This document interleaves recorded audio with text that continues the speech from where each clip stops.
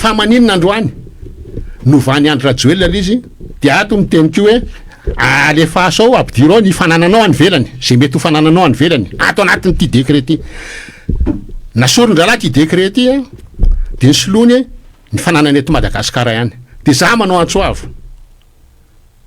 satria efa fantatro efa navita déclaration de patrimoine daholo ny membre vaovao ny gouvernement mila manao formulaire vaovao tsika aingana de aingana ampidirinao fa de manjanaka ampidirinao ny fanananao ny patrimoine-nao naiza misy azy zengina te patrimoine raha neto Madagasikara fotsiny tsy ny patrimoine-nao tompoko raha manana trano any velany ianao ao anatin'ny patrimoine-nao zay tokony déclarenao raha manana compte bancaire ianao any velany tokony déclarenao dia am'izay fotoana zay asina lalàna am'teny hoe raha vao tsy ampidirinao anatin'ny déclaration anao ny fanananao naiza misy azy de lasa manaiky ianao fa lasa fananam-panjakana io rehefa tratra ianao ary tsy maintsy ho tratra ianao na ela ianao na aingana tsy maintsy ho tratra ianao Andriamato Ratsetson Jean-Jacques filohan'ny antoko fa efa mividy ny olainy malagasy na nefa malagasy no vahintsika amin'ity atoandro ity miarabanao tompoko miarabanao Andriamato Michel makasitraka an'ireo technicienne ny karakara na fahana na mpandrosy na mpandeha an'ity fandaran'ity de miaraka vatsika rehetrarehetra manaraka an'ity fandaran'ity any an-trano ny antoko FMI malagasy de manana an'ilay foto-kevitra hoe fanafoanana ny marché interconquête de devise na ny MID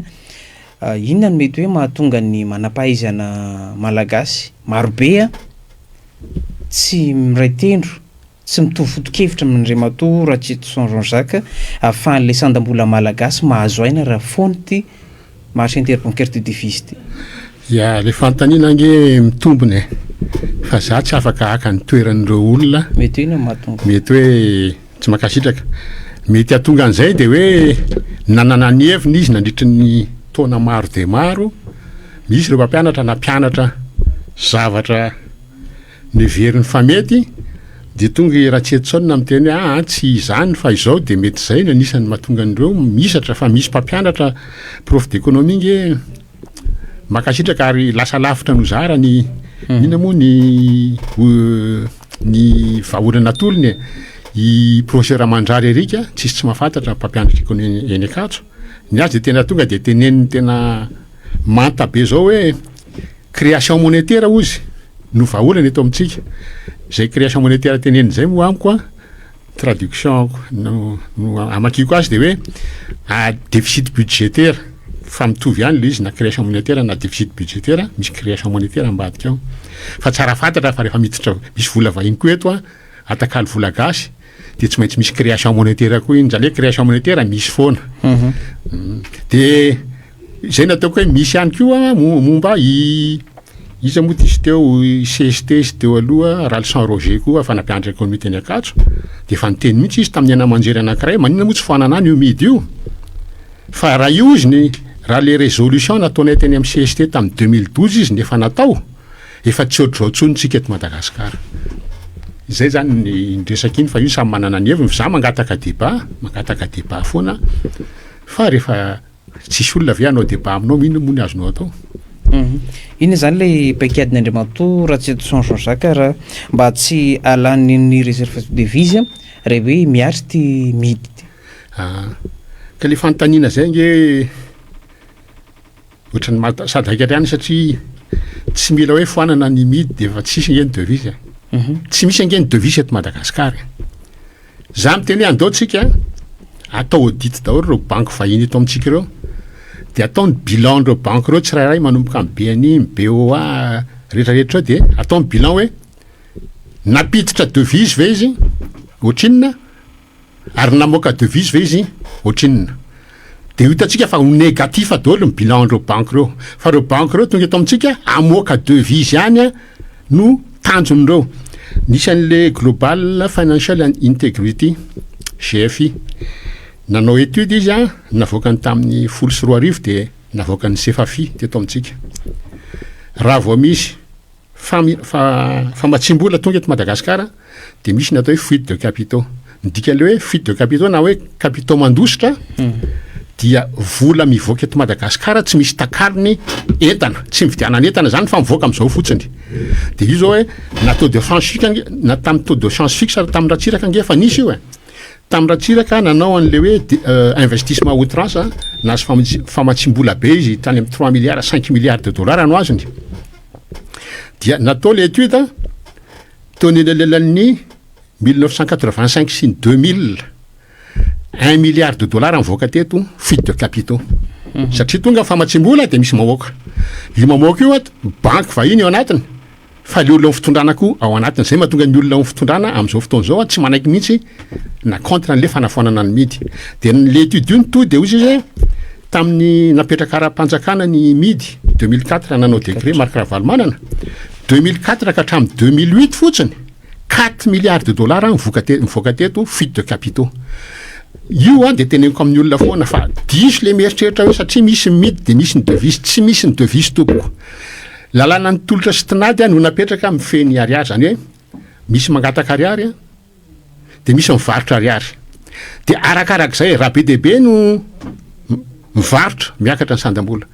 raha vitsy mivarotra fa be de be mividy mianjera ny sandam-bola. De 2.3 taona tsika nampiasan'io midy io 31 ans, 2.7 volana 372 mois, tsy mbola hoe nahazo aina be ny sandam-bola malagasy. En déficit structurel tsika, zany hoe ny olona mivarotra vitsy foana noho ny olona mividy nandritra ny 2.3 taona. Ary rehefa napetraka io hoe lalàna ny tolotra sy tinady io ny fitaka be nataony zareo vao niditra midy tamin'ny 94 de nampidirina module ny amin'ny première année teny Ankatso hoe lalàna ny tolotra sy tinady io no mifeny vola. Zay mba nianatra teny Ankatso zay fa tsy ndrian'izany tsy nampianarina an'izany zay. Ka rehefa fantatra hatrany am-boalohany fa rehefa be de be no vidy, vitsy no mivarotra, efa fantatra mialoha fa enjera ny sandam-bolanao. Efa nenjera 7,800 n'izy zao 7000%. 31 ans tsika ato anatin'le tunnel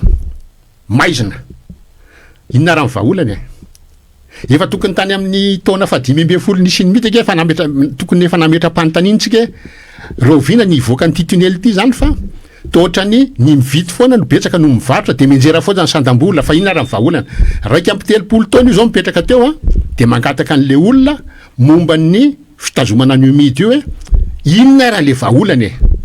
afaka ny 2.3 taona zay. Sa mbola iandry 3 taona ndray vao itenareo hoe miandrasa aloha 3 taona andray mety ho tsaratsara ve io midy io any fipetraka le izy. Le hoe un ariary un euro afaka azavain'Andriamatoa raha tsy eto Jean-Jacques ihany koa ve ny atsipiriany makasika an'le hoe marché interbancaire de devise mbola maro ny tsy maharaka an'izay mas. Valiana aloha le hoe un ariary égale un euro de hoy za hoe olona idios crétin no miteny an'izany. Za tsy mbola miteny an'izany. Satria raha izy fotsiny hoe raha un ariary égale un euro 250 000 ariary ny smikitsika lasa 250 000 euros de l'olona mandray 600 000 ariary lasa andray 600 000 euros. Raha vao zay no ataonao eo ny eo tsisy orinasa mitsangana tsony eto Madagasikara na iray aza. Tsy misy birao-panjakana mbola misokatra tsony fa na fanjakana raha tsy afaka andoha karama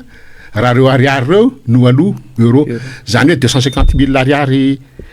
isam-bolana lasa 250 000 euros isam-bolana nge zany fa tsy isa-taony isam-bolana zany. Aiza nisy orinasanao an'izany, zany hoe tsy ampiheverana le olona miteny an'izany sy mampiteny zany atao hoe crétin sidio no miteny an'izany. Za tsy mbola miteny an'izany mihitsy ataovy un ariary égale un euro. Za fotsiny miteny mahatonga miteny hoe akarina 200 isan-jato ny sandam-bola de midina lasa ampahefany ny vidin'entana, zany hoe zaraina efatra ny vidin'entana afarana avy any ivelany. Mahatonga miteny an'izay de ny syndicat sy ny société civile ny teny hoe io SMIC 1 250 000 francs io na 250 000 ariary tsy mahavelona io fa tokony farafakeliny 1 million d'ariary na 5 millions de francs no vola raisin'ny ny olona ambany indrindra eto Madagasikara zay vao miaina normal. Izy tsy mbola manan-karena izy tsy mbola manan-karena fa miaina normal ianao raha miaina amin'ny 5 millions de francs isam-bolana. Rehefa dinihan'izay de hoe hoakarina efatra avoeny zany ve ny SMIC 1 250 000 ampitombona efatra no 5 millions de francs dikan'izay ampitomboana efatra avoeny ve ny karama rehetra eto Madagasikara na ny karaman'ny sehatra tsy miakina na ny karama mpiasa-panjakana tsy possible zany ary raha vao reo no akarinao karama fa fantatritsika raha vao ny karama miakatra vidiny tonga de miflambe mirehitra ny vidin'entana ny fiakarany vidin'entana mbola mafy noho ny fiakarany karama de zay mahatonga hoe mivaolana rehefa tsy azo atao ny mampiakatra ny vidin'entana ny karama efatra avoeny andao ampidinina zaraina efatra ny vidin'entana de mitovy ihany mitovy amin'ny hoe nakarina efatra avoeny ny karama tsiraray de zay mahatonga an'le hoe akarina 200% ny sandam-bola zay ndresaka amin'iny 1 euro iny fa za tsy mbola miteny zany hoe anao 1 euro égale 1 ariary tsia rehefa miteny hoe akarina 200% sandam-bola ndikan'izay dia zaraina efatra ny tahan'ny euro mihoatra amin'ny ariary raha 10,000 ariary ny 1 euro zaraina efatra lasa 500 ny 1 euro sy 1250 francs ny 1 euro fa tsy niteny mihitsy hoe 1 ariary égale 1 euro de miresaka hoe ahoana ny fomba fiasan'ny UMID io UMID io nge de araky ny teneniny zareo hoe marché interbancaire des devises tsenam-bola iraisan'ny banque primaire eto Madagasikara de misy tsenam-bola ao zany de ny banque tsirairay isan'andro mametraka amin'io marché io tsena io zany hoe zay mitady euro na zay misy client-nay mitady dollar de sasandray miteny misy client-nay mivarotra dollar na euro zay le tsena zay de eo rehefa be de be ny mpividy vitsy mpivarotra de mianjera le sandam-bola ary io nefa zavatra istranga foana io satria tsy misy devise eto amintsika za efa miteny mihitsy hoe ataovy ny bilandreo banque reo hatramin'ny isiny midy de ataontsika ny total hoe firy ny devise niditra teto firy ny devise mivoaka eto fa ny devise mivoaka eto folo na zato avoeny ny devise miditra eto amintsika io de zao fotsiny zay mahatonga an'le mpitondra mivavaka foana amin'io famatsim-bola avy any ivelany io izy rehetrarehetra contre ny fanafonana midy de miteny daholo hoe tsika tsy afaka miala amin'ny any ivelany za miteny hoe afaka miala amin'ny any ivelany tsika raha resaka frais de fonctionnement fanjakana zany hoe fandoavana ny karama fanjakana afaka miala am'zany tsika rehefa miverina fiandrianam-pirenena ny vola malagasy rehefa foanany midy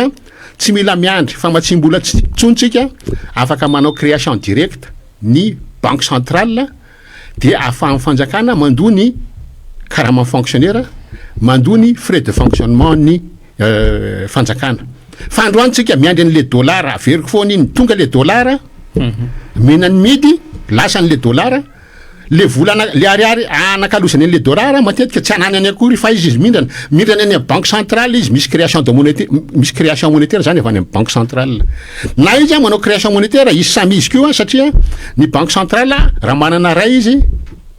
de afaka mampindrana roa zany lalàna apetraka zala zany hoe vola tsy ananany akory le izy de avy eo iny lasany le devise natakalo ny ariary tsy ananany fa nindraminy any amin'ny banque centrale na ny foroniny de manakarena ny ao amin'ny ny olona mamoaka azy satria iny mivoaka any amin'ny compte offshore any ivelany io mamoravatomanga io ohatrany ny fandehany io mbola asitsika raha nampitaontsika resaka amin'ny budget fa rehefa mijery ny budget amin'ny primature na ny budget amin'ny présidence na ny budget ndreo le ministère goavanareo misy karazana caisse noire mihitsy fijeriko an'le ligne budgétaire io ataoko hoe caisse noire zany io afaka maka ao izy ariary io atakaliny eo amidy de mivoaka any ivelany zay ny afahana nahita hoe misy any amin'ny 800 millions de dollars ny compte ny mamoravatomanga rery fotsiny ao a Maurice de za miteny koa hoe io resaka midy io natonga ny Asnen Irji lasa milliardaire en dollars izy anisan'ny afrikanina manakarena indrindra eran'ny Afrika satria nahoana le vola rehetrarehetra rehefa tonga le vola menany banque atakaliny ariary le devise le financement tsika avy any ivelany rehetrarehetra iny avy eo mivoaka makany amin'ny compte offshore ny zala zay ny fiasan'ny UMID io zay mahatonga amin'ny teny hoe foany io falalana ampiasain'ny jiola amoana ny devise eto Madagasikara fa io devise io tsika miteny zao tsy ampy io tsy ampy be de be tsy misy devise eto misy andro eto tsy misy devise zany de andeha avion de antanina antanin'ireo douanier reo tena raisina tsiraray mpandeha de ozy fa inona ho mahatonga anareo manontany miinsiste be am'ty ka tsisy devise eto raha misea de nibaiko azonay de hoe jereo raha sao de misy mamoaka devise ko za reo olo reo nge raha manana devise 1000 €, 2000 €, 3000 € fa ilaitsika nge million raha tsy hoe hitondra amin'ny valise nga izy ny amin'ny anina fa lasa ridicule mihitsy araha le situation am'izay fotoana zay. Tsy ilaina intsony hoe zany le hoe banque de développement rehefa hoe miatra ity mihidy ity eto Madagasikara hoe foana.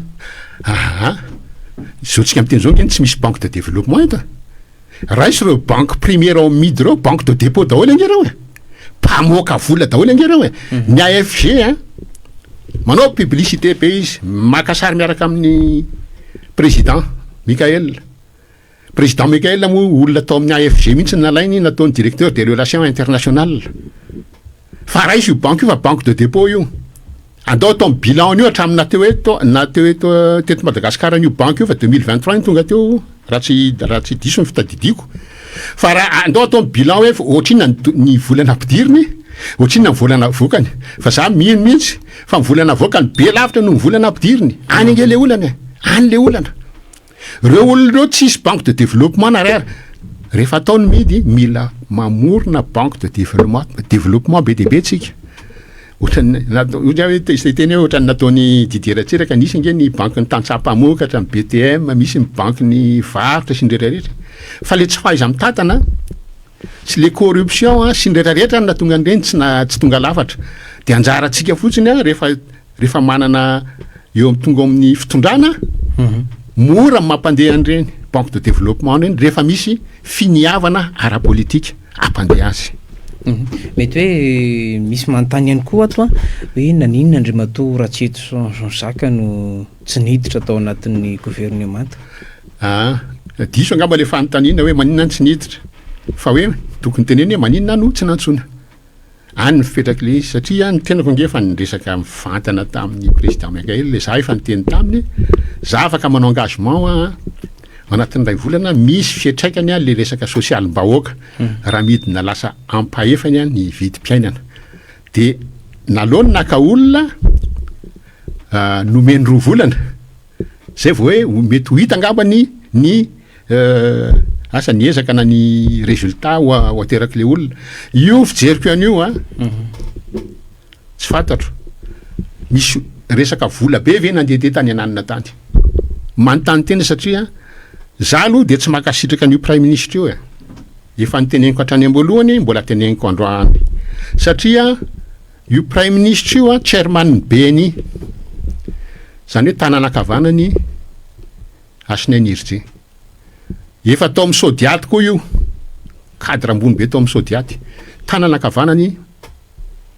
Mamy Ravatomanga raha ijery fotsiny tsy riana kely de hitatsika raha anam-potoantsika tsy resaka maromaro an'ity resaka budget ty ao amin'ny ligne budgétaire ny primature de misy ligne anankiroa tena nahagaga ny ligne voalohany anankiray eo amin'ny 9 milliards d'ariary 9 milliards d'ariary 9 milliards d'ariary hoe pilotage et coordination suivi contrôle des actions gouvernementales manaraka ny asa ataon'ny membre ny gouvernement anao 9 milliards d'ariary fa inona zany ny dikan'le conseil des ministres sy ny conseil de gouvernement isaky ny alarobia izy iny amin'iny ange no manao tour de table amin'ny ministre rehetrarehetra de miteny hoe zao ny zavatra ataoko zao ny kasako de eo amin'ny prime ministre miteny ay de amin'ny am'izao afaka herinandro anao na afaka tapabolana anao zany very netindray any de miteny hoe ahoana ny état d'avancement ny zavatra nataonao eo nge nataon'ny prime ministre ina moa ny suivi sy ny contrôle ny action gouvernementale ilana 10 milliards 9 milliards d'ariary ve zany amiko io ligne anankiray tokony tonga de foanana fa tsy hoe io le budget nataondralahy de toizanay zay mamaiky any za mino mihitsy fa ao anatin'ny fanendrena amin'ny prime ministre Asinainirje sy ny tsy Mamy Ravatomanga vantana satria izy migadra fa ny firongony Mamy Ravatomanga no ny imposé an'io prime ministre io de misy anankiray appui au développement de io de mahatsiravina mihitsy appui au développement 600 milliards d'ariary 598 milliards d'ariary 600 milliards d'ariary appui au développement fa ngamo asan'ny prime ministre zany appui au développement zany asana ministère nge zany fa raha atao karaha hoe asana ministère zany ny appui au développement ataon'ny ministère tsy mizara vola mialatsiny fa mesure fiscale incitative no ataony ohatra na zavatra ohatr' zany na mampiena ny droit de douane na mampiakatra ny droit de douane erovana ny orinasa malagasy tsy voatery vola akory zany le izy fa fepetra raisin'ny ministère atao inona io 600 milliards io io zany primature io zay ho za hoe tetotsika gaga foana hoe tsy ny afaka nasorina teo mihitsy tsay Christian de tsisy tsy mahafantatra fa tsay Christian olony Ravatomanga hitatsika izy taterina fa tena marina provo izy rery sy izy mivady rery tsay Christian mivady rery no netiny Ravatomanga atao anatin'ny roplanina nandositra tamin'ny Maurice amiko zany reo ligne budgétaire anankiroa reo zay mitetina milliard centaine de milliards ariary fakalandra la volo zany angamba hoa de le atakalo amin'ny midy de mivadika compte courant ny Ravatomanga ny sasany mivadika compte courant ny Asinaina Irgy zay nataoko hoe aiza le fanovana rangaha aiza le fanovana fa tsy misy fanovana eto fa zalahy mody miafina am'le zay tsy nanam-potoana anaovana budget de tonga de niony raisinay za ranga 5 minutes any analyser ny budget de io za sasoro ligne anankiroa ny primature ny président de la république misy république koa misy hoe appui gouvernance et état de droit 250 milliards d'ariary saika ataony Diandra Joel ho anazy io appui gouvernance et état de droit inona ny laninao 250 milliards anaovana état de droit nge comportement miankina aminao nisy ny état de droit na tsy nisy ny droit fa tsy vidina vola io état de droit io tsy andanimbola io état de droit io zany tokony foanana koa zany ny nataon'ny ny assemblée nationale moa de hoe nahena ny budget ny présidence foany mihitsy 252 milliards io fa ataovatra zay koa ny primature de raisiko tsiraray koa ny budget an'ny ministère tsiraray na ny CNI ny HCCS sy rehetrarehetra fa eto zao misy ny assemblée nationale opération d'investissement ny 16 milliards d'ariary tamin'ny 2025 iny fa efa mifoanana iny tamin'ny 2026 fa io resaka opération d'investissement io mbola misy any amin'ny ministère saigna tokony foanana daholy fa ny resaka ao amin'ny assemblée nationale zao misy ligne hoe indemnité 20 milliards d'ariary io de gouvernance responsable mbola misy indemnité koa 35 milliards d'ariary fantanina roa mipetraka manina tsy natao hoe solde io fa indemnité raha solde zany mandoa irsa indemnité zany mety tsy mandoa irsa ve ny assemblée nationale tsy fantatra apetrako ny fanontaniana fa iny ny diran'izany hoe ohatran'izay koa gouvernance responsable de mahazo indemnité izy betsaka noho le indemnité ry ambony amin'ny administration sy coordination 20 milliards ery amin'ny administration sy coordination 35 milliards ny gouvernance gouvernance responsable zavatra ohatran'izany mahatonga amin'ny budget tsika midangana fa manana ligne ohatran'izay daholo reo ministère rehetrarehetra fa tsy mbola tsy vitako moa no nanao azy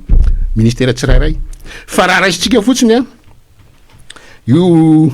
252 milliards en présidence io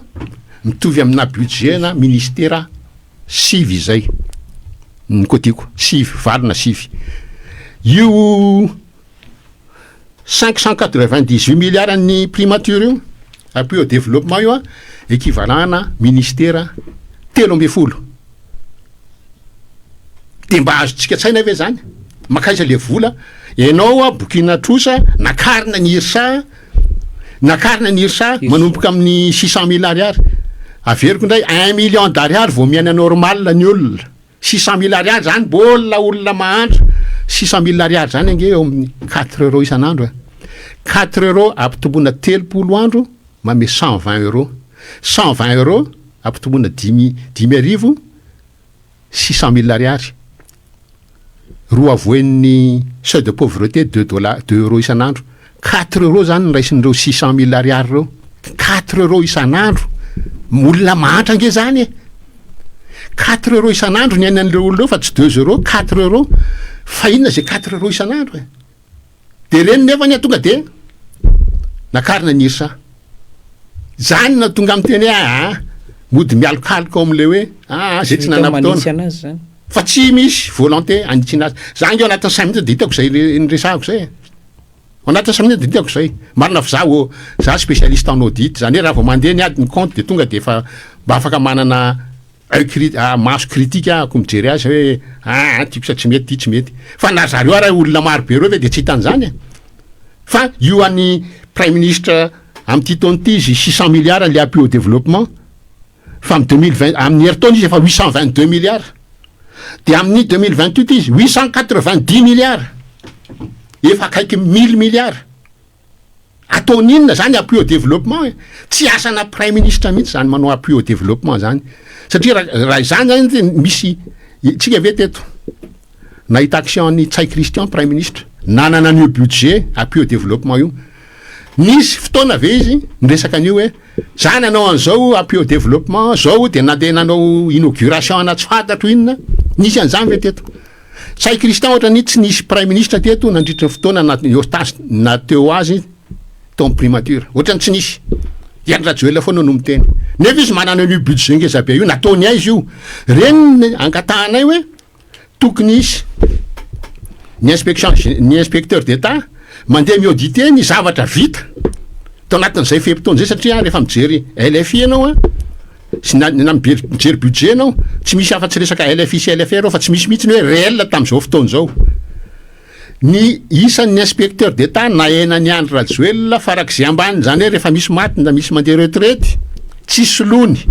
80 sisa ny inspecteur d'état tsy afaka anao ny asany andeha contrôler an'ireo ministère reo 80 sisany nefa nisy an'ireo inspecteur d'état reo raha fitadidiko azy ny oatra ny 200 ny isany zao tsy sapatelony akory mahakasika an'ilay politika ankapobeny fanjakana sy ireo tetibola moa io zay mandalo eny amin'ny anteny mera-pirenena izy amin'izao fotoana izao anatin'ny fandarantsika politika ankapobeny fanjakana ampy anatanterana zany fa ireo tokony atodikaiza ihany koa ty tetibola ity aloha zany rehefa tonga lay fantsina an'ilay izy amin'ny volana May amin'ny session-ny anteny mera-pirenena ity efa hoe adevitra moa zany sisa ny atao amin'izao le izy ange raha mandray ny budget io ianao tsy tokony hatramin'izay tamin'ny Andry Rajoelina nge 24 heures de tonga any le budget na LFR na LFI 24 heures de voter fa za rehefa mijery an'le izy de izy hoe tsy mila ray volana 2 volana zay vao afaka mijery an'io en détail fa tsy possible mihitsy raha latsak'izay zavatra misy amin'izao fotoana zao de ohatran'ny fizarana bombo le izy menakado ny assemblée nationale ny andamin'ny teny ambony be rehefa andeha andany LFI sy LFR nge Andry Rajoelina de fantatritsika PDB no miteny hoe misy malety alefany mena malety reo de voter le izy zavatra ohatrany misy eto amintsika UPG io zany tsy matoky an'io za tsy nanam-potoana hijerena an'io en détail ary tsy aka fotoana hijerena an'io en détail safio fantatro fa zavatra rediredy daholo ny anatiny ao tsy ho tanteraka ihany koa zany tsy ho tanteraka zany zany PGE zany tsy misy ve ao fampidinana ny vidim-piainana zay mamainy olona ampidiny io vidim-piainana io ny fampidinana an'io mora fanafoanana ny midy problema zareo rehetra tao fitondrana hatramin'izay satria averiko tam'izany nanao n'le résolution tany amin'ny CST tamin'ny 2012 Hery Rajaonarimampianina sy Andry Rajoelina no nanakana an'le résolution tsy ho tanteraka taty amin'ny 2004 raha Valomanana mbola nanampitrotraka nametraka an'le midy ara-panjakana reo rehetrarehetra efa nitondra zany manana tompontsoa ao amin'io midy io zay ny tena marina tsy izy rehetra fa izy sy mifirongony zay mahatonga ny hoe député fidèle taloha niogaoka mihitsy hoe foano any io midy io foano any vao niditra tiny izy tsy niteny an'izay tsony satria nahoana satria raha Valomanana miteny tamin'ny tsy mahazo miteny an'izany fa ilaitsika io midy io ao izy mamoaka vola ao zareo mamoaka vola de zay mahatonga anahako androany averiko eto mangataka anaovana déclaration de patrimoine tena izy rehefa hoe anao déclaration de patrimoine nge ianao nangatahany zareo ohatra ny nangatahany ny aminay tamin'izay nanao candidat présidence ny république ny fanananao eto Madagasikara ihany a no voarakitra ao amin'le formulaire tsisy toeranao a ho an'ny fananana ny velany tsy angatahana aminao hoe vady aman-janako tokony atao akoho ny fananany satria mazava ho azy fa rehefa maka ny ramse misy apahany alefa ny any amin'ny zanany sy any amin'ny madama tsy misy an'izany koa ao nisy anefany a teto décret nataon'ny premier ministre Sila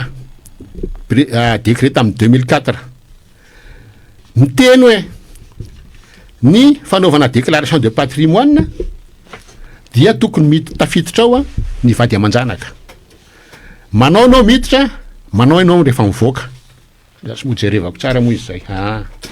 de ny liste ao a décret 2004 983 le izy liste ao reto daholo ny olona mila manao déclaration de patrimoine président ny république ny premier ministre membre ny gouvernement ny sénateur ny député ny gouvernement province autonome membre ny haute cour constitutionnelle magistrat de l'ordre judiciaire sy ny sisa misoratra daholo de ozy fa maninona androany novany andro rajoelina izy de ato miteny ko hoe alefasao ampidirao ny fanananao any velany zay mety ho fanananao any velany ato anatin'ny ty décret ty nasoron-dralahy ty décret ty de ny solony ny fananany eto Madagasikara ihany de za manao antsoavo satria efa fantatro efa navita déclaration de patrimoine daholo ny membre vaovao ny gouvernement mila manao formulaire vaovao tsika aingana de aingana ampidirinao vady aman-janaka ampidirinao ny fanananao ny patrimoine-nao naiza misy azy zengina teo patrimoine raha neto Madagasikara fotsiny tsy ho ny patrimoine-nao tompoko raha manana trano any velany ianao ao anatin'ny patrimoine-nao zay tokony déclarenao raha manana compte bancaire ianao any velany tokony déclarenao dia am'izay fotoana zay asina lalàna am'teny hoe raha vao tsy ampidirinao anatin'ny déclaration anao ny fanananao naiza misy azy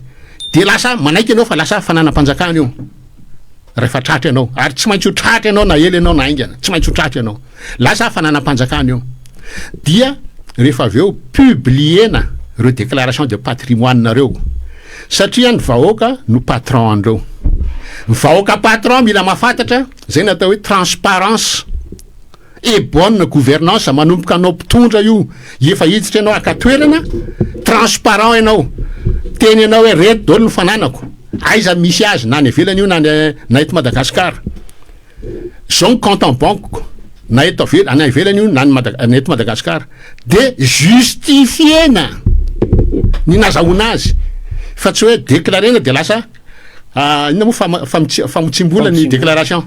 de justifieo ny fomba nahazonao trano any velany na nazahoanao compte en banque amina million de dollars any velany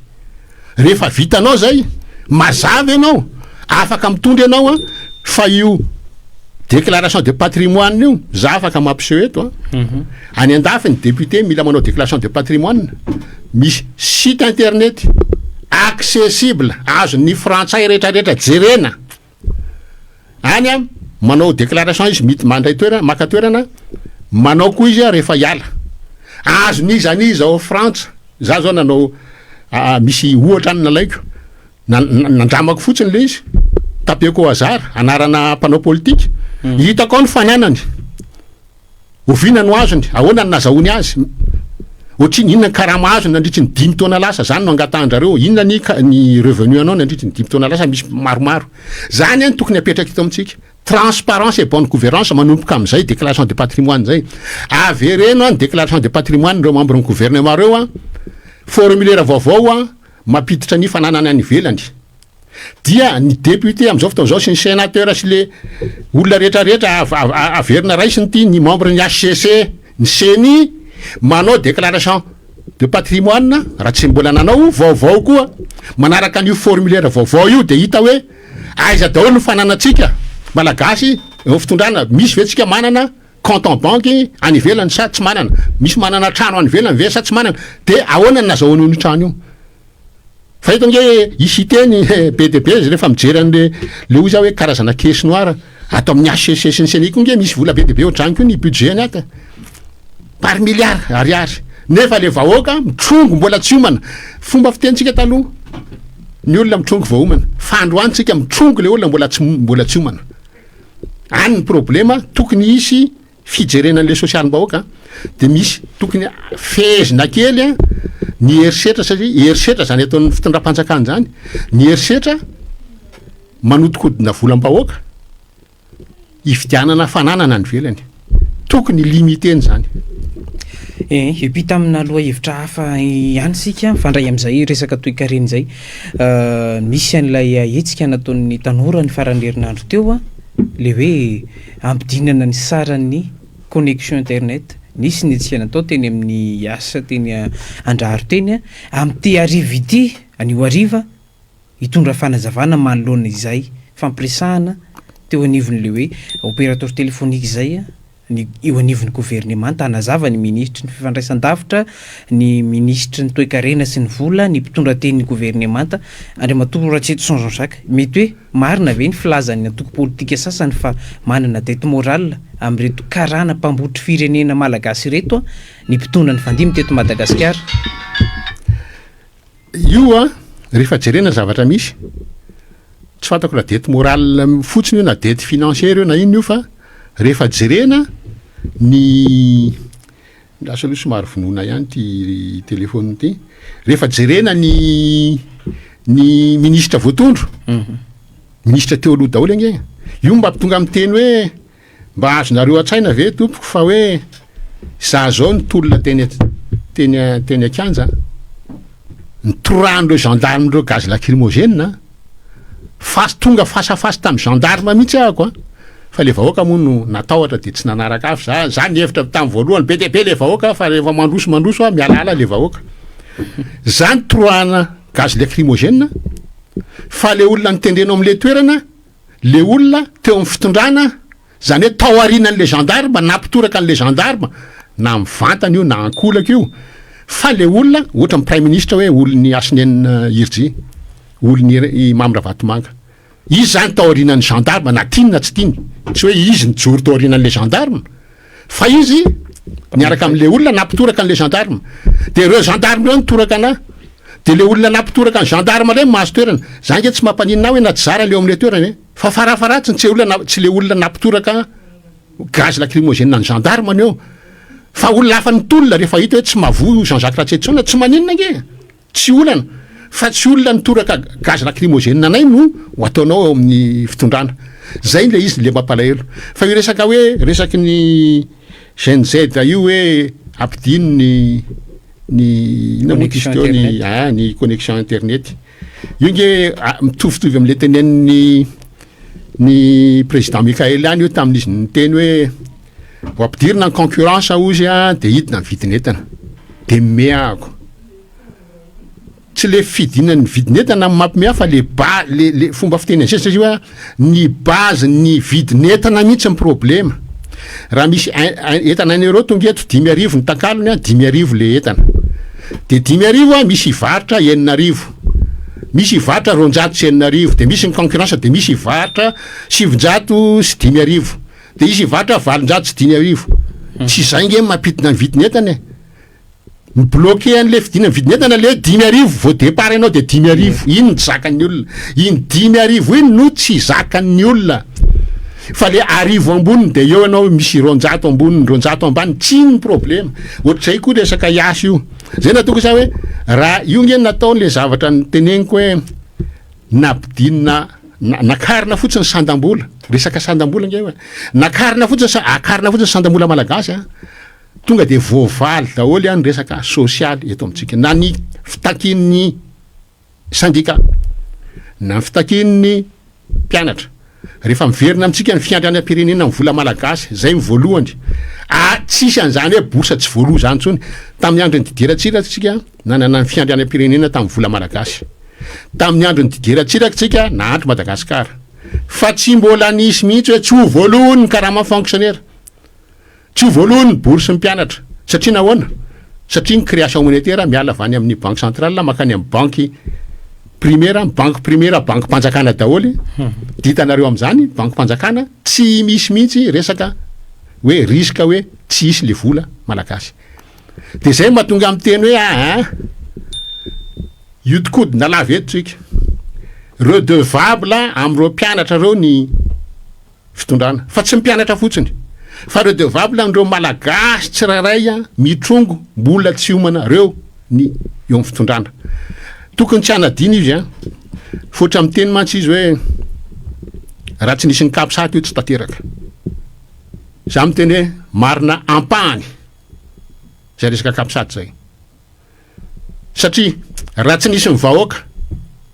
de ataontsika nanao n'iny fanambarana iny colonel Mikael mety tsy sakory izy ary fa nataon'iny izy de mivoaka blindé roa mivoaka ny fiadanana de andeha hoaiza blindé anankiroa feno miaramila eny amboniny avy nanao antsoavy izy hoe tsy madakoro amin'ny andry de mivoaka ao de hoaiza fa tsy tonga eria mamasina izy de miverina de inona moa encercler ny Andry Rajoelina sy ny forongony fotsiny de rehefa tapitra ny sakafo ao de se rendre iny tsy vita ny kapisaty rery iny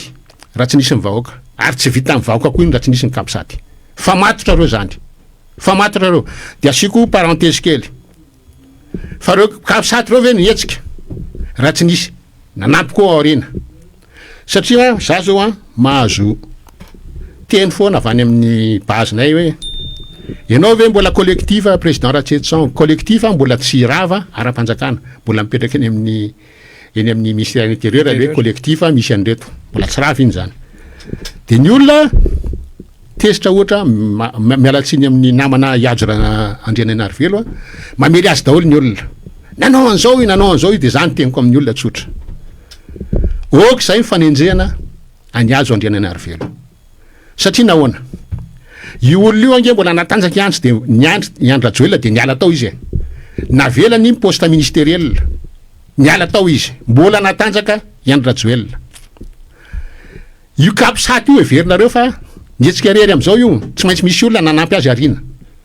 za mahafantatra misy apahany fantatro hoe Iajro Andriananarivelo anisan'ireo nanampy ny kapisaty tsy fantaro izy daholo reo olona fa izy anisany tamin'ny nietsika iny tamin'ny nietsika iny tambaty fanambarana zany izy 20 oktobra iny talohany natonga ny kapisaty natonga ny kapisaty sa nivoaka hoa misy olona nanampy azy arina tany fa izy tsy voaboaka am'izao anisany izy za konge mety anisany za tsy teny dino izay tsika rehetrarehetra ny teny hoe tena tokony atao zay fara heritsika ninina ampiasaina fa tsy tokony hipetraka ao amin'ny fitondrana tsony Andry Rajoelina de io zay atsaro ary ny fanenjena olona anankiray hoe nanao an'izao izy na nanao an'izao za koa tena miteny mihitsy tena ankitsi-po mihitsy ny tenenako an'izany ok zay fanenjehana olona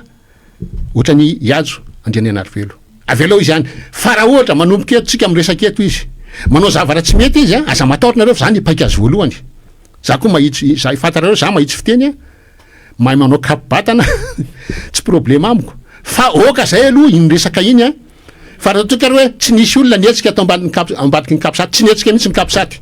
tanteraka aveo io etsika io tsy tanteraka io tsika miteny zao mbola eo Andry Rajoelina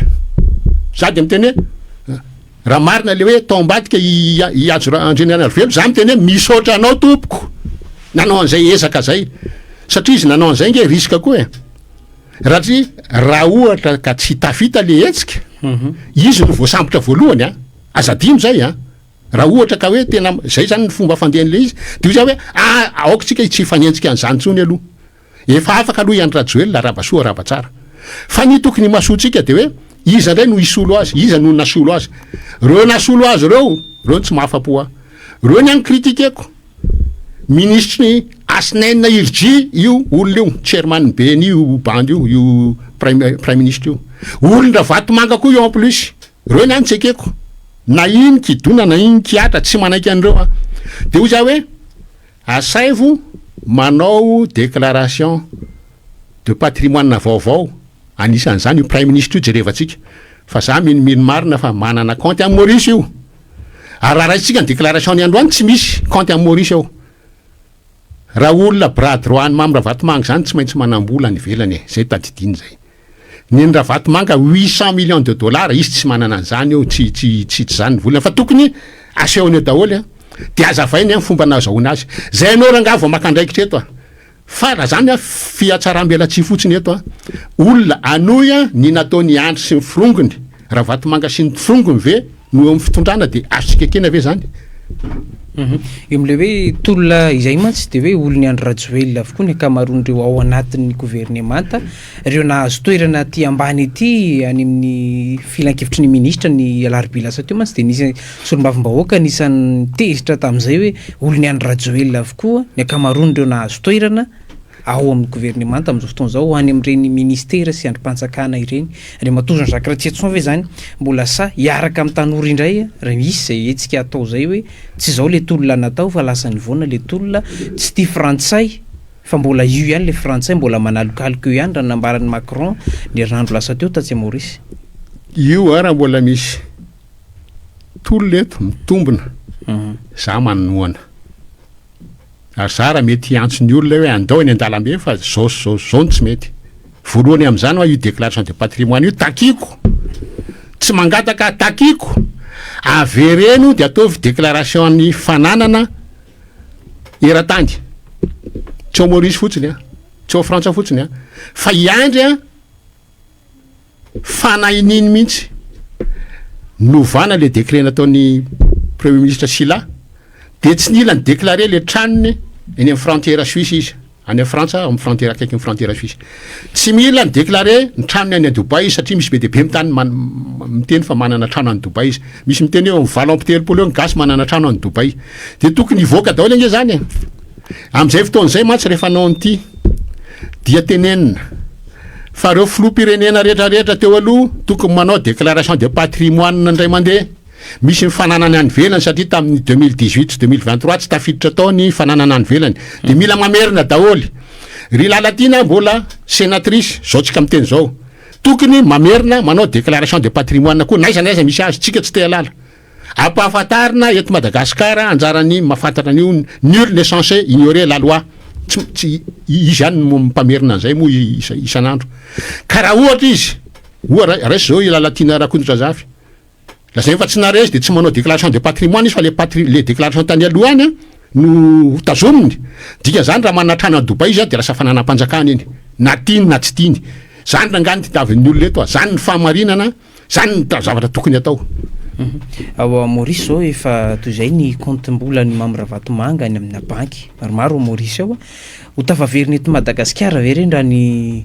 politika ny fanjakana amin'izao fotoana zao mirahira izay mantsy ny ministry ny fitsarana hoe amerina an'ireny ho tanjona voalohany ihany koa mba ho lasa arena eto Madagasikara izy ireny satria navoaka tsy aradrariny teto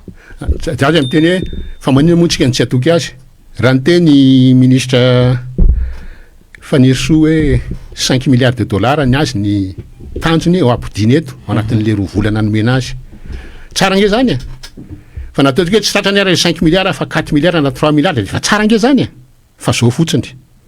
herim-po verimaina zany raha tsy foananao midy satria nahoana voatonga eo le vola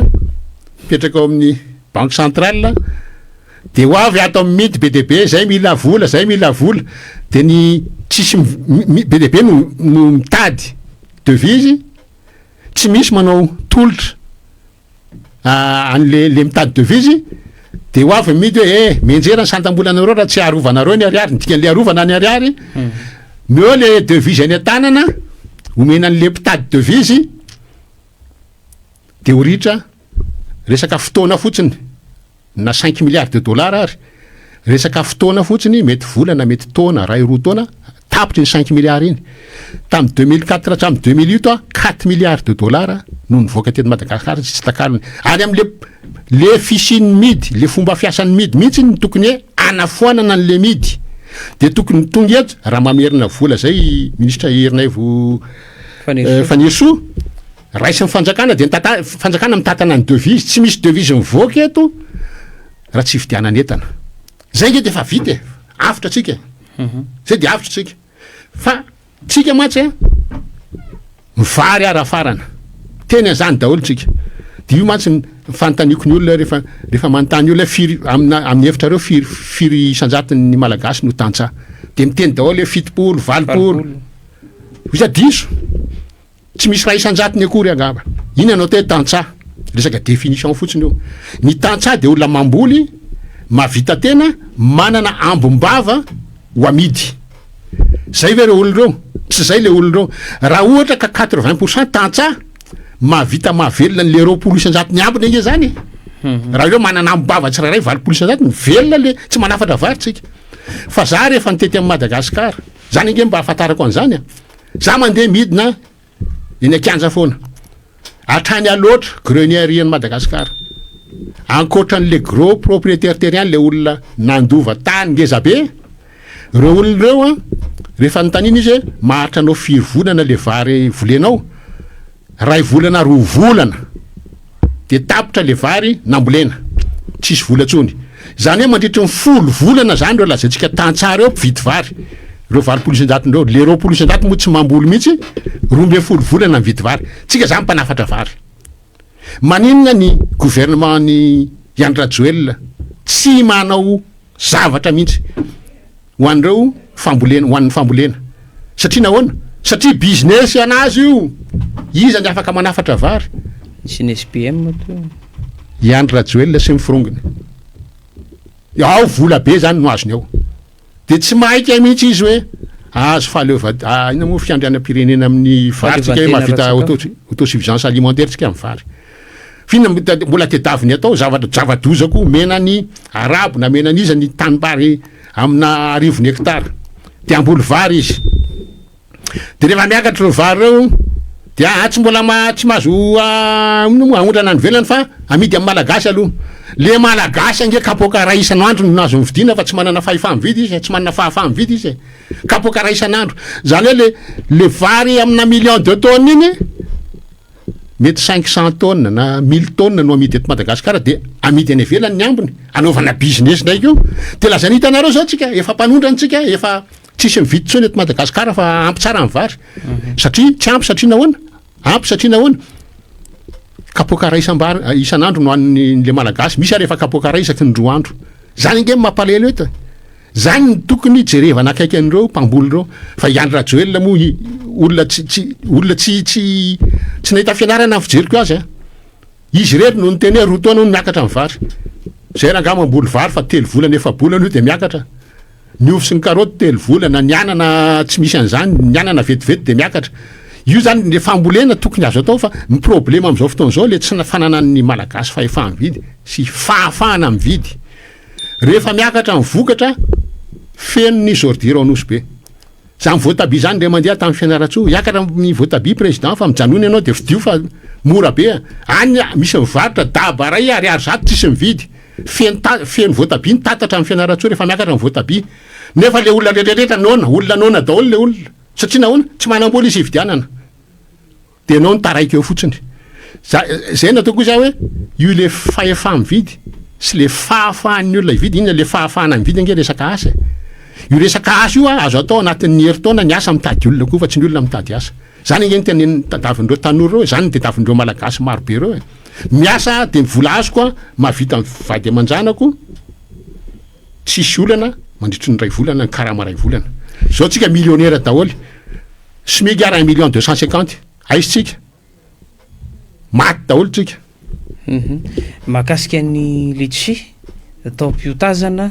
nanondransika nanomboka ny alady teo anomaly toy androany zay sambo faharoa zay raha ny fampitambavao avy anivontsela ny Tomasina aloha zany raha ny fahitan'Andriamantoza Zakaratsiatsoan le zava-misy fitarinan'ny olona hoe garabaray 3,000 ariary tsy misy mividy inona no tokony ataon'ny fanjakana aloha zany am'izao mba ialana am'le hoe sao de ohatrany nataony Andro Rajoelina vidy lavanila lasa mandeha amin'ny 700 am'izao ny kilao any avaratra any le izy zao ndresaka le izy ange tokony libéralisena le izy fa ny problema efa fantatra hoe reto ihany mahazo manao letchi izy amin'ny voalohany nazo nanao letchi tao nanao tately ina moa teny azy tately afadrakotra Mamra Vatomanga Sodiaty Export Export zay tonga fa tsy izy rery nge nanao an'izany fa nisy reo filoham-pirenena reo koa nanao an'izany tamin'ny andro izy ihany mahazo manao azy de tenenina mihitsy hoe Marc Ravalomanana koa nge zay ny tian'ny olona taminy izy de davy mikiasana daholo ny fanaovana ina moa zany fanaovana business teto Madagasikara monopole nataony zay tonga zany de mitadiana monopole izy sy mifirongony zay ny tokony ialatsika zay ny tokony ialatsika ny fomba ialana am'izay aingana de mila tonga am'le tanjona hoe niasa mitady olona fa tsy ny olona mitady asa de tsy ampifilafalaina intsony le olona fa izao le tsy hoe telo arivo ny garaba tsisy mividy dika zany nge tsy manam-bola le gasy tsy misy fahefa mividy tsy misy fahafahana mividy fa iverinareo fa tsy tahinana le tsy dolo ve reo gasy reo fa raha misy vola mividy izy 3 arivo zany izany tsy vidy an'izany matoa tsisy mividy tsy manana le vola le malagasy any foana le problème any am'le fahefa mividy sy le fahafahana mividy efa nampidiriko daholo any izy roa zay fahefa mividin'le vola androany inona ny azony 2 alina ariary tsy mahazo inina raha pitso izy mahazo entana 4 voeny fa raha resaka an'le midy satria mbola tokony resahana izy le théorie ampiasaina hoe tsy azo atao io satria zao tsy azo atao io satria zao raha ianao izy zara fa manondrana ny velany fa manafatra be deaibe de tsy maintsy menjera ny sandam-bolanao de ndao tsika andray ny ohatra Comore entana 4 ihany no aondrany any velany ilangilangy vanille girofle copra io menaka azo avy amin'ny coco ny vola azony am'ireo entana 4 reo zara fa mahavita anafarana vary enange izy manafatra eny ary ny handicapny Comore raha oharina amitsika tena be deaibe ary tena matsiravina izy ny tany fambolena tsy extensible atsony izy ilona any tsy afaka am'teny andao ampina ny velara-tany amin'ny fambolena raha ohatra ray andro any misy mavita teknika hoe mahafaka mamboly vary eny ambony ranomasina de avitry Comore fa izy didininy ranomasina tsy manana volamena izy tsy manana rena ambanin'ny tany izy fa teneniko amitsika 100 ny 1 euro any Comore mihetsiketsika amin'ny volany fa mihetsiketsika 489 francs ny 1 euro 490 492 de eo tsy mihetsiketsika eo izy ohatrany serpent fiteny azy hoe serpent monétaire fa maninona ny azy mivoatazony boriboriko 100 le 490 francs boriboriko 100 maninona azy mivoatazony 100 fa maninona antsika ny 10,000 ariary vao mahazo 1 euro io 10,000 ariary io ny 1 euro eto amitsika 10,000 ariary vidina gonim-bary ray 10 kilao any Comore tsika am'teny zao de ok zay ny rediredy reo mpahay-toe-karena ny teny an'izany hoe ka tsika tsy nazara fa manondrana Comore zara fa manondrana misy indray miteny hoe satria be deaibe ny Comoriana mandefa mamerina vola miasa ny velany izy de mamerina vola Comore eo amin'ny 20% ny PIB-ny fotsiny ngely izy tsy mandeha lavitra fa mbola mitrosa nge ny Comore tsy ampy zany mbola mitrosa ny Comore mbola ratsy no tsika ny situation tsy manan-karena Comore fa raha oharina amitsika tsirairay izy manan-karena taloha ny Comoriana nandositra anaty Madagasikara mitady asa zao malagasy makany Comore mitady asa miezany Comoriana gasy rehefa tonga amty anay izy ataonay gardien ko satria matsy ny Comoriana taloha rehefa makaty de atao hoe gardien ny asany zao nareo gasy nareo gardien tonga aty ozy zany ny zavatra misy am'izao fotoana zao de ozy hoe ok zay ny théorie be fa maninona 270 sy 370 volana 372 mois tsy hita tsy nisy volana ray akory mba hoe namiratra le système nisy ny midy de hoe toatra mety ny fiainako zany azo toizana any io midy io tsy nisy na ray volana ary ka maninona tsy mena chance ray volana anaovana an'le taux de chance fixe tsy ampiakarana ny sandam-bola de ho hitatsika eo mivaliny fa rehefa zay no atao za maty zao zay foana ny enin'ny olona tsy miteny afaty zay satria zay ny lakile raha vo tsy foana io midy io tsy misy vaholana eto fa za samy teny amitsika mesure d'accompagnement nge efa feno ny anay fa rehefa foana ny midy tsy aheno atsony nareo hoe foaniny midy fa am'izay fotao zay tsy aheno atsony nareo afa tsy teny hoe akaro am'izay famokarana sakafo aloha voalohany fambolem-bary sy ny legioma sy ny retraretra reny aloha no akarona velomina aloha le malagasy afaka amin'ny sakafo soma tsara afaka mandefa ny ankizy any am-pianarana alefa le politika ny trano ny trano fanaovana trano tsy mila famatsim-bola avany velany fa rehefa misy gasy manana 3 alina ariary rehefa kelikely ngamba miakatra efatralina io satria ny vidim-piainana vidina entana tsy zamy maîtrise azy fa raha toka na efatralina isam-bola anara mahazo trano de anao trano daholo tsika io nge raha misy olona ariva eo na ray alina eo manana 3 alina ariary isam-bolana misy mpanao trano eo za manao trano ianao manao trano misy manao trano tsy ray tsy roa io fa mety amanjato any koa na amina rivony koa mpanao trano de misy banky mamatsy 80 taona ny fividianana trano tsy mila famatsim-bola avana velany nge zany samitsika miasa amin'ny ariary tsika dia mivelatra ny toekarena malagasy de rehefa mivelatra ny resaka any amin'ny bâtiment misy olona ao lasa manana fahefa-mividy le 900 ariary le io zany mahantra androany fa ny 900 ny andray tsy 900 fa 600 000 ariary 600 000 3 millions de francs le olona miasa amin'ny mandray karama 3 millions de francs am'izay fotoan'izay a lasa manana fahefa-mividy tapoka afaka mandeha vacances de averiko foana raha misy 1 million fotsiny tsika afaka mandeha vacances misy taxi brosy veto hitatitra olona 1 million tsy misy de averiko foana le fanazavana mitovy mba hiditra ny asaitsika hoe 10 000 amreo 1 million reo a alefatsika ny folo point fa folo point tsy mazaka olona 10 000 fa terentsika izy tsy maintsy mazaka 10 000 ianao ndrery vompartany tsirairay Tananarivo, Tuliara, Majunga, Tamatave, Diego, Fianaratsoa tsy maintsy mandray 50 000 mpanao mpivahiny nareo io mpivahiny nareo tsy azaka 50 000 reo fa terentsika 50 000 fa 50 000 ampitombona enina 300 000 ny 10 000 nalefatsika tany folo point 310 000 alefa izany le 690 000 ambony alefa ankandreo alefa nikongo alefa iza any Maroantsetra alefa iza misy trambahiny ve any eo a no satria ny malagasy voalohany ny orinasa nge teo drano foana tsy misy hoe afaka manao orinasa ianao a de tonga orinasa io a tonga de anondrana ny velany fa tsy maintsy bazy aloha ny eto toerana de rehefa matanjaka izy eto toerana zay izy vomieritreritra hoe ny ambombava alefako any velany problemany midy voalohany dia nanapotika ny orinasa efa nitsangana teto Madagasikara za rehefa mitena zay de ameko ohatra tena nisy nareo raha tsiraka nanomboka ny dévaluation fa manao décret izy manao azy zany hoe mbola hita maso zany nanao décret izy de mbola nidina ndray ny sandam-bola izy diala teo nge efa tsy nilarana tsony ny PPN ny antony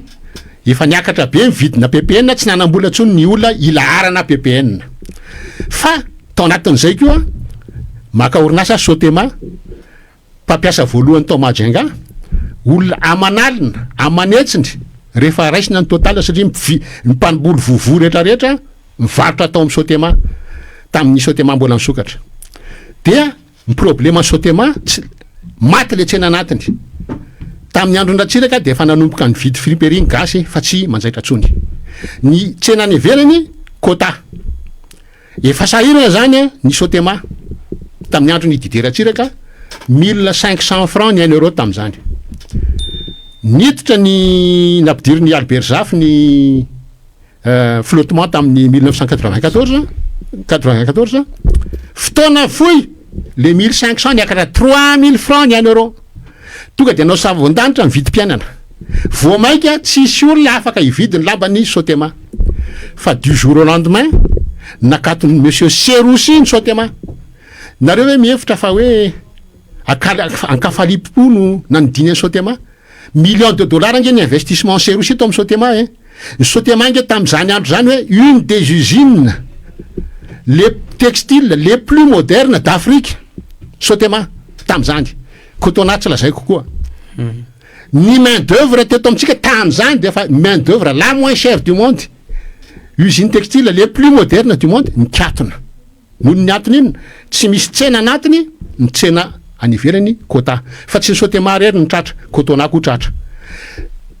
Bata koa nisy usine Bata teto Antananarivo hoan'izay matadity tery amin'ny dicterie kiatina koa Bata mpanao kiraro ny antony tsy misy fahefa-mividy le malagasy ny antony natonga an'izay dévaluation nataon'ny midy tamin'ny androny zavitsika niakatra 3000 francs ny 1 euro fomba fitentsika tamin'izany tamin'ny andro Andratsiraka ninana amin'ny maloto zao nany maloto hoanina raha tsisy tsony rehefa kelikely le manao maloto mihitsy ny tsisy tsony fa mamaty le malagasy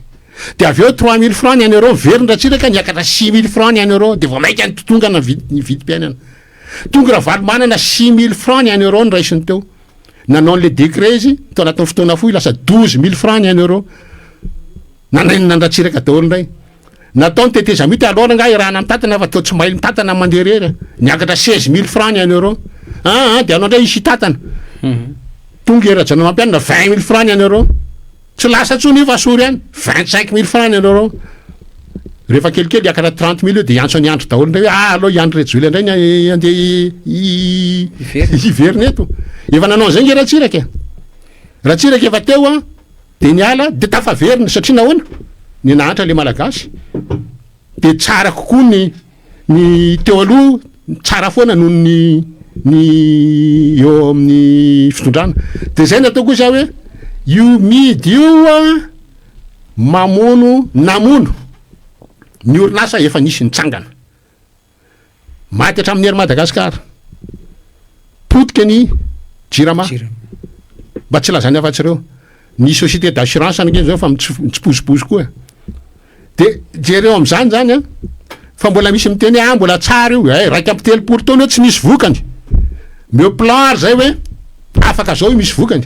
za miteny hoe taux de change fixe ray volana misy vokany avoay ny ino moa ny planinareo miaro an'io midy io ny miaro midy